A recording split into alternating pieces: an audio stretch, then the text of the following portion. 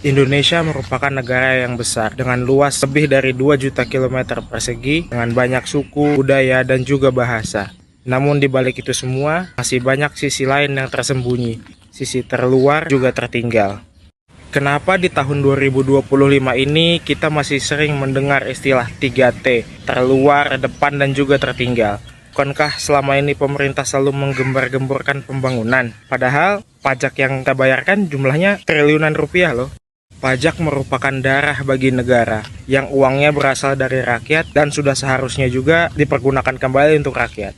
Tapi pertanyaannya, apakah pajak tersebut sudah benar-benar dinikmati oleh rakyat dan juga mereka semua yang tinggal di daerah terluar, terdepan, dan tertinggal tadi? Ketahui fungsi pajak utama Indonesia ya adalah seperti mengisi kas negara, mengatur kestabilan ekonomi, mendorong pembangunan sosial, dan juga kestabilan ekonomi. Tetapi dalam prakteknya masih ada kebocoran dan penyalahgunaan anggaran. Di fungsi ideal pajak masih belum sepenuhnya berjalan efektif di Indonesia. Kalau menurut aku sih belum ya, karena banyak yang merasa belum merasakan langsung pemerataan dan transparansi penggunaan pajak. Kalau bicara tentang soal manfaat pajak, memang pemerintah itu sudah menjalankan beberapa program yang gede ya dari pajak. Tapi masih banyak masyarakat tidak merasakan hal tersebut. Contohnya mereka di desa dan di kota itu sangat berbeda. Ketika di kota fasilitas itu lebih terlihat dari pajak tersebut seperti pembangunan. Tapi kalau misalnya di desa hanya dan tertentu saja, sehingga mereka merasa ini tidak adil. Kemudian mereka juga sering mengeluhkan kalau misalnya pajak ini tidak ada transparansinya. Jadi yang memang diharapkan pemerintah bisa lebih transparan terhadap warga negara Indonesia. Kalau menurut kami, itu kurangnya kepercayaan publik terhadap pemerintah. Contohnya itu isu korupsi, penyalahgunaan anggaran, dan juga praktek pembangunan itu yang makar. Ini menimbulkan publik ini tidak percaya terhadap pemerintah. Dan juga pajak ini kadang naik, kadang turun juga. Tapi kebanyakan naik itu membuat masyarakat berpenghasilan rendah itu terdampak gitu menurut saya. Sebenarnya masyarakat tuh kan nggak mau pajak, tapi lebih nggak tahu gimana cara bayar pajak. Apalagi di daerah terpencil yang aksesnya tuh sulit. Terus kedua itu mereka juga nggak tahu uang yang dibayarkan itu larinya kemana. Seperti itu. Terus juga itu prosedur melakukan pembayaran pajak itu juga terlalu rumit. Kayak misal ada pedagang kecil nih, dia nggak tahu prosedurnya itu kan jadi kayak mereka tuh mikir oh ini ribet gitu loh. Ini pada salah mereka diam.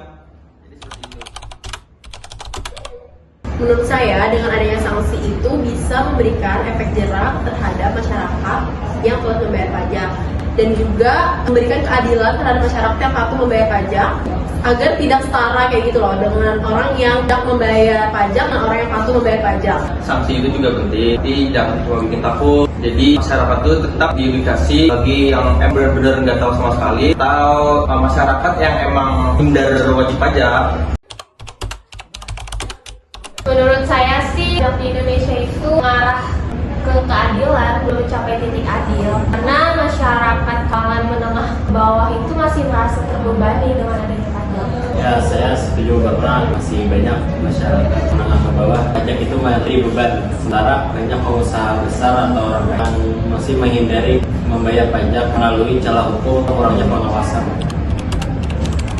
Kalau dibandingkan negara maju, sistem pajak kita masih tertinggal, terutama pada sistem pelayanan dan kepatuhan warganya. Negara maju seperti Swedia atau Jepang, warganya lebih patuh dan pemerintahnya transparansi terhadap pajak. Sehingga perlu ditingkatkan lagi dengan pemerataan pajak dan kepatuhan dan kesadaran terhadap masyarakat.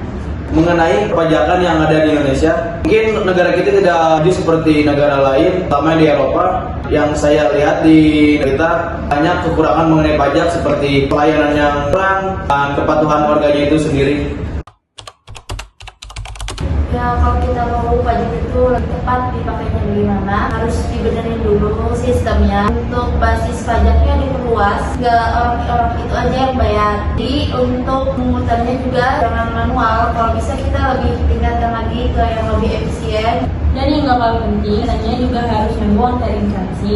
Lebih kelihatan jelas siapa yang udah bayar dan siapa yang belum. Datanya juga harus lebih rapi agar penerimaan bisa maksimal. Soal keadilan tarif pajaknya harus disesuaikan. Yang punya penghasilan besar bayar lebih, yang kecil jangan dibebani. UMKM dan kelompok rentan juga perlu diberi dukungan. Nah, di sini perlunya pemerintah menerapkan sistem transparansi agar masyarakat menengah ke bawah ataupun sebaliknya bisa mengetahui bagaimana pendapatan pajak, tata cara pengelolaan pajak ini gunanya untuk apa. Itulah perlunya pemerintah dalam menjamin transparansi bahwasannya pajak ini bergunanya untuk kepentingan negara dan masyarakatnya.